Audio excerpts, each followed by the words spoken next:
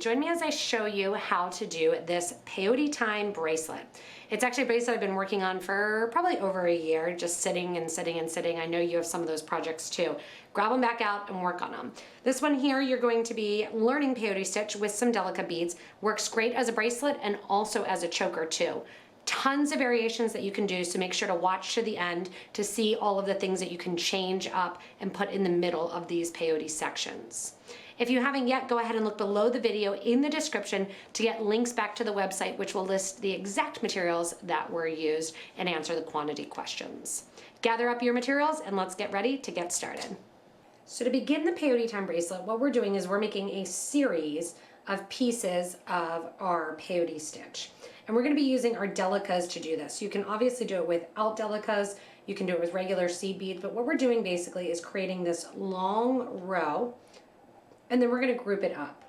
We are going to create these little flags of our Delica beads that are going to be 16 rows long by 6. So 3 beads go on at a time, 6 to begin. In between those, we're also going to connect with just 6 plain Delica beads. So what we're going to do is learn how to get started, which you're going to get started with just a seed bead that is different from your project, a stop bead, and then we're going to put 6 beads on and learn that simple peyote stitch. So to begin our peyote stitch, if you've never done it before, you have a stop bead on some size 8 white dragon thread. And we're going to use the 11-0 Delica beads, and I'm picking up a total of 6 of my Delica beads. This is going to be an even count peyote, and we're just creating, again, 16 rows. The evenness of the rows will allow us to end at the top and bottom and alternate on our piece. So what's going to happen is we are going to connect them top via bottom, top via bottom. All right, so here are our 6 beads. We're going to pick up bead number 7, and I'm going to bring this in closer for those of you that really need to learn peyote, that you can see what's going on. You're picking up bead number 7, and you're going to skip over bead number 6. Bead number 7 is going to go on, and you're going to sew back through bead number 5. You're sewing back through bead number 5 toward that stop bead. What's going to happen is those 2 Delica beads, you might have to, the first one, get it to sit the way that you want it to, but see how bead number 7 and bead number 6 sit on top of one another. We're coming out of 5, we're going to skip over 4, and we're going to sew into bead number 3 and out.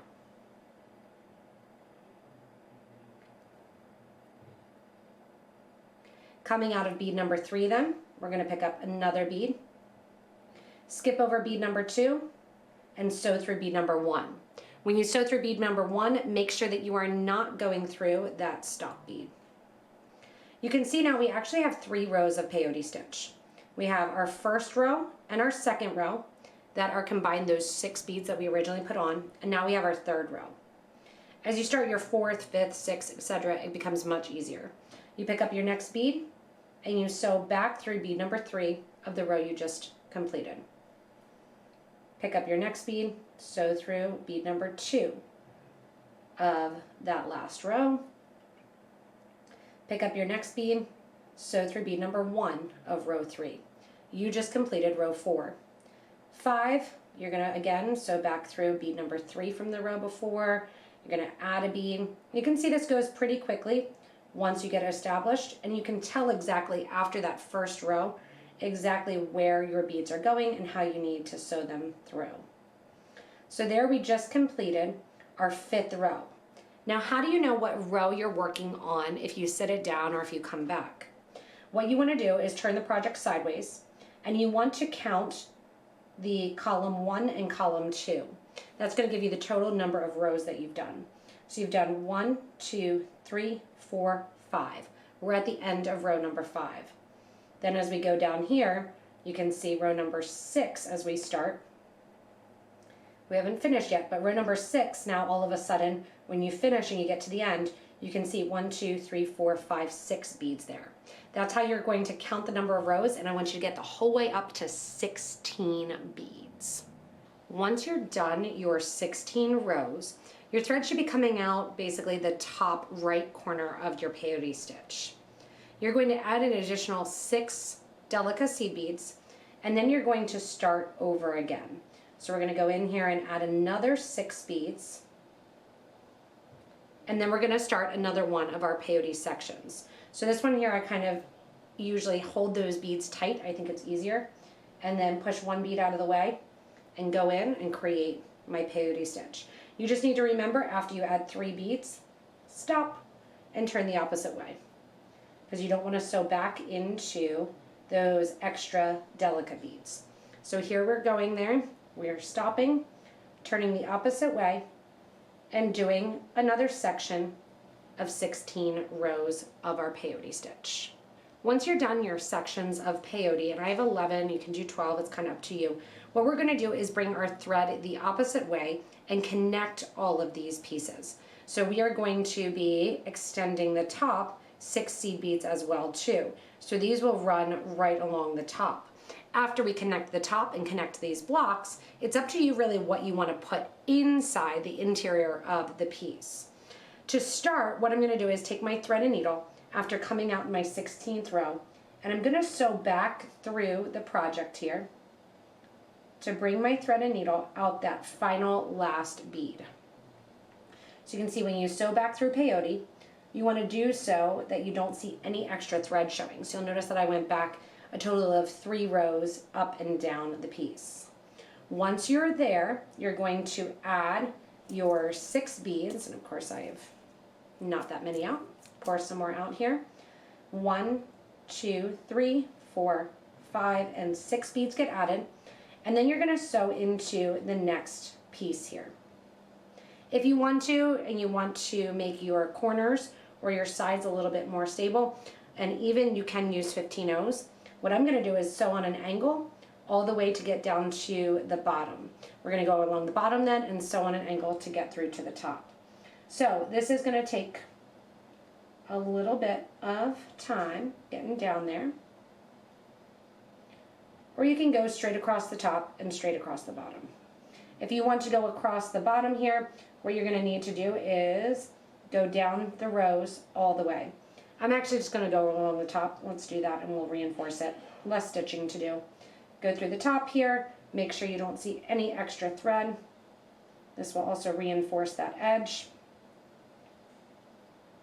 And then when you get to the top here, the next section, remember you just have 6 beads that you're going along the top there. So in straight through those 6 beads. Now we're going to go to the next section and we're going to sew these 2 together. Finally, what we'll do is we'll bring our thread down another way and sew the bottom section on. So you're just going to sew across the top, weaving in and out of that peyote stitch, adding 6 more beads, and then going over to the next one, adding right along the top. Once we're added along the top too, it'll show you what it would look like as a really cool necklace where you could put bigger beads, like carrier beads, in some of that setting there and change it up. And then we'll get through and go and attach the bottom. So when you get to the end of the one side, you can see all of these linked along the top, but they're still open here at the bottom. I wanted to show this to give you a vision for another piece that you can do. I've been thinking for a while about doing a piece like this where it's a collar. It has a very Egyptian look to it, and it has the collar of the open pieces along the bottom. You can spread it out. You could do more beads along the bottom to get that nice Egyptian collar look, and then less beads along the top, or no beads, or keep some of it open. But I thought I would just show that and how cool it could look done in that way. What we're gonna do is get ready to attach our clasp and also the crystals that sit right before our clasp. You can use any size crystal for this. I'm using the Lavender Opal 6mm bicones. What we're going to do is we are going to skirt down. So remember, in our original rows, we have 16 total beads. That means facing up here along this side, or 16 total rows rather. That means facing up here along this side. I want to get back down, coming out the second bead there. So you're going to see right there, I'm sewing back 1 bead. Then I'm going to go along that same line and come out through my 3rd bead down. Coming out through that 3rd bead down, I'm going to go in and add on my crystal. We'll be doing this multiple times. Sewing through one side of this beautiful clasp garden clasp, I'm going to take that off and just sew through the tongue right now. We're going to sew back through our crystal bead here. And back through that same third bead. That's going to pull that tongue in first. Get my pliers out of the way here. And that sits that on right there. We're going to sew then over and back through the project a little bit. I'm going to skirt into the second row, into the third row here. And then we're going to scoot out, and 3 from the bottom we're going to add our next one of our crystals. So going along here. Coming out through the edge.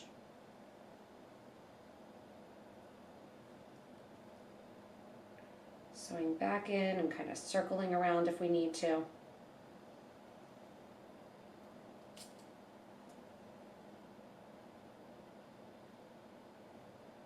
we're going to come back out through it along the edge here.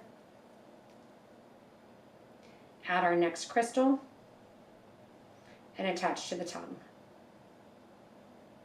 This is going to have that tongue sit in the middle of the piece with those 2 beads on the side. Just like we did previously, we are going to go back through the crystal, back through that same bead that our thread is currently coming out of, and then we're going to attach all the way along the bottom. So I'm going to sew on an angle through my beads here, wherever my needle and thread come out. And don't worry, we will reinforce this as we come back down and add our crystals in the middle. Along the edge here then, getting back down to the bottom. And once you're back down to the bottom, bottoms up.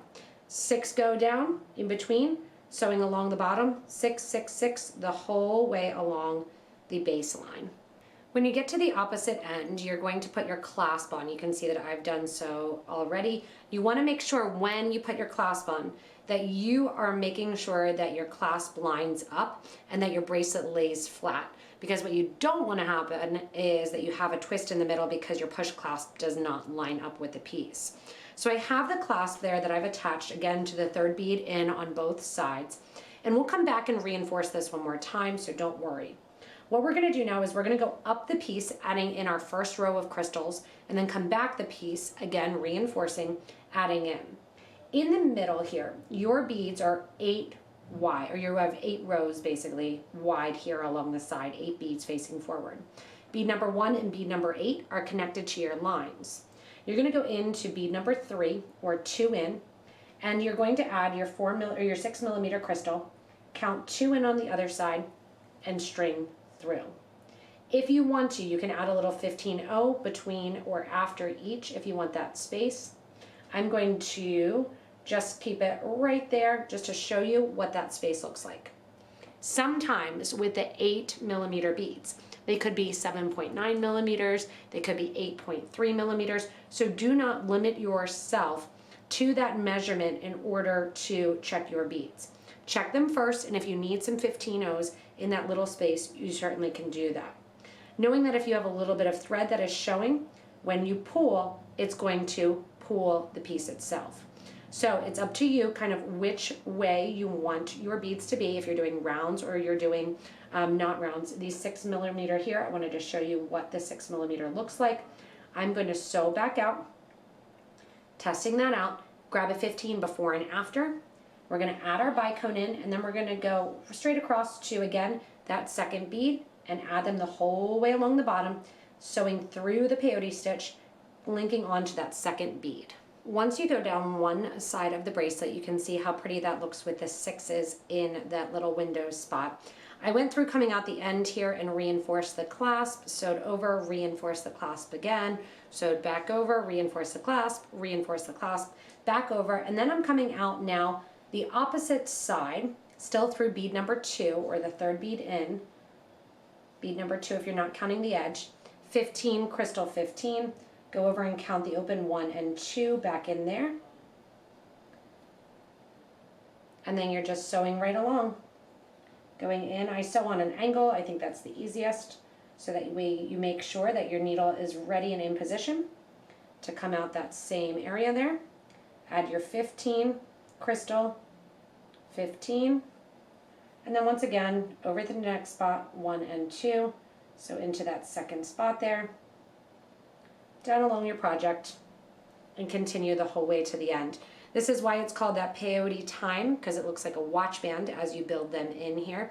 I'll get the whole way to the end, and then we'll reinforce that beautiful clasp guarding clasp and finish up our design. Once you're done adding all of your crystals in and reinforcing that clasp, you can see I always make things really big for me, so they're average size, but you can see how pretty that is lined up right there with that clasp guarding clasp. It is a nice flow from it, and what we're going to do, I've already reinforced my clasp enclosure. I'm coming out the end of one of my bead sections here, actually the first one that I put on. I'm going to take my needle and thread and tie a knot right after the 15 out. Loop through that knot 2 times to get a nice sewer's knot. Bring it tight and towards the project. Sew back in to your peyote stitch. And this does have a front and a back now because of the clasp closure. So what I'm going to do is bring my thread and needle back into the peyote, sew back to the back of one of those peyote strips, and flip it over, grab my thread burner, and burn down that thread edge. Once that thread is burned along the thread edge, go ahead and do that too with your starter thread as well, and finish off your beautiful Peyote Time bracelet. I always like when you're going to spend a lot of time making sure that your clasp is worth it, and you can see all the different variations that you could do. You could run some tubelets up the side here. That would look great. Additional 4mm crystals could be done, stacked one on top of the other. And I can't wait to see everybody's versions of this in our Facebook group for beading and jewelry making. This is also, for those choker wearers, an awesome choker design for you. Thanks so much for joining me in the creation of this Peyote Time bracelet. It really is one that is a great way to use a basic stitch and change up the design elements that are coming through the middle. Putting tubelets in the middle, smaller crystals, lining up different things along the edge where you connect the peyote stitch. Lots of variations to be made. Make sure to post yours in our Facebook group for beading and jewelry making. I would love to see them. In addition to that, hit that subscribe button so you don't miss anything from us here at Potomac Beads. Thanks so much for watching, and enjoy what time? Peyote time.